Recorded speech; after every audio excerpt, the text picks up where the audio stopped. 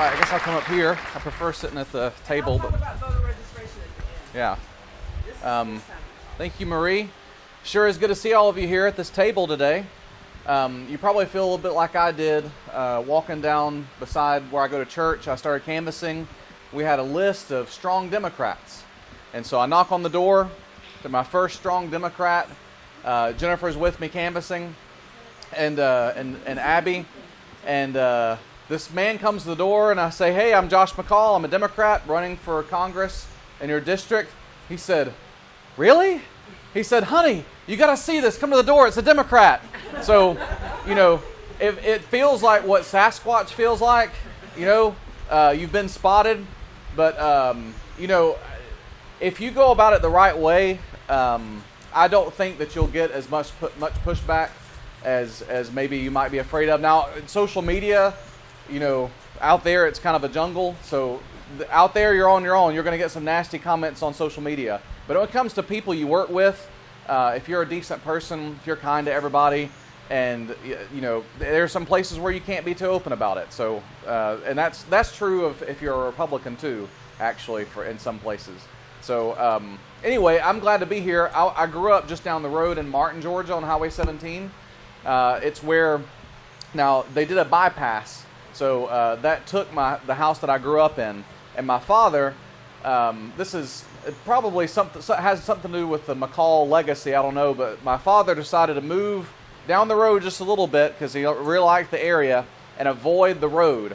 And as soon as he moved into another house, they said, we really can't run through Martin. We're going to go around Martin. And it followed him and came right in front of his house. So that happened just a few years ago. But that's where I grew up. And my wife here grew up pretty close to here. She went to Stevens County Middle School and then moved up to Gainesville. So we are from the area. And my parents have always lived in the same 15-mile radius. So we have strong roots here. So that's all about me. I then went on to become a teacher. I teach Latin now. Although this is going to be my first year in my entire adult life, I haven't been a teacher. So I'm taking this year off. I'm working for Jennifer, who is a lawyer. And so she's been a nice boss so far. She did establish dominance, like the very first day on the job. But other than that, she's a very nice boss. I just know who's in charge. You're just making it official. Yeah, that's right. She was already my boss. Now it's official. But thank you guys for coming out today. I'll tell you a little bit about my platform, why I'm running. One of the many reasons why I'm running is because we've seen this past week a lot of headlines in the paper about mental illness. All this, unfortunately, in our country, only famous people matter, right? Kim Kardashian goes and talks about somebody that she knows, that she cares about, and then that person gets a pardon. While we have the biggest prison population in the world. We can't do it for everybody. We can just do it for this one person. So that's one of the reasons I'm running, is because there are so many people suffering from addiction, from mental health, and we are so good at putting people in a cage, and we are so slow to give people help, and sometimes just to leave people alone. That I think that's one of the reasons why I'm running. But really, it's getting even more urgent than that, because it's not like our country was a utopia before Trump took over. There were problems already. There were people close to us who couldn't afford their medical bills before Trump took office. There are about to be more, because the Trump administration is working in the courts to overturn the pre-existing conditions protections. That's happening right now. And of course, like many of his lies, he said he was going to protect that, and of course, he's going after it. So it's getting urgent, and in fact, even more urgent than that, there are children today, children that are no less valuable than I was when I was a child, no less valuable than you and your children. They are sitting in cages today. These children who made a trek across a desert to try to get to freedom. My ancestors sailed across the Atlantic, and they found a land of opportunity and liberty and independence. And now we have transformed that dream into a nightmare. There are parents being separated at the border forcefully from their children. And I'll tell you the straight up word for that is kidnapping. There are children being kidnapped from their mothers who are already fleeing violence and poverty from these awful conditions. And these children did not ask to be born in Mexico or El Salvador or Honduras or Guatemala. I didn't ask to be born in Martin, Georgia, to two parents who had a steady job and who went every day to work for me and their family. I didn't ask to be born in those conditions. But like Martin Luther King Jr. said, we are all connected in a web of mutuality. I firmly believe, and this is why I'm a Democrat, I firmly believe that my destiny, my liberty is tied up intimately with the liberty and dignity of those children sitting in cages today.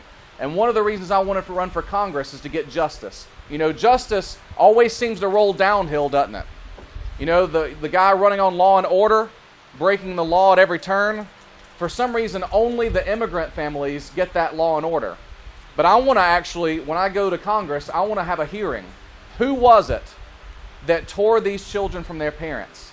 They need to go on trial, and some of those people need to end up in those cages where those children are sitting today. So that's why I'm running. Because I really do believe that what makes us human makes us equal.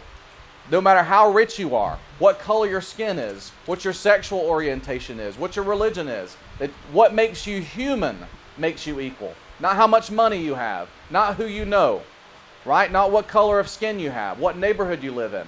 But everything, where we live, where we love, where we learn, those things make us equal. And so that's why I'm running for Congress.